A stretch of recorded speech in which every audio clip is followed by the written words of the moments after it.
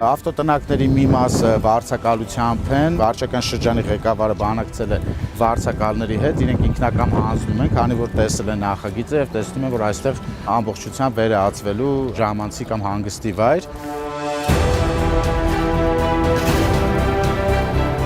Ծանուցում եկավ, որ դիմենք մեր թաղապետին, դիմեցինք, ընդառաջեցինք, ասացինք, որ լավ գործ եք անում, ուզում եք երեխեքի համար հրապարակ սարքեք, ավտոն մի կերպ կանգնացնենք, բայց երեխեքը թող խաղալու տեղ ունենան։ Եվ թաղի բնակիչները եւ երեխաները շատ գոհ կլինեն, խաղալու տեղ կունենան, հանգստանալու տեղ կունենան։ Շատ ուրախ ենք բարեփոխումների, բարեկարգման համար, մեր երեխաներին ապահովում են բարեկարգ պայմաններ, ուրախ մանկություն ունենալու համար։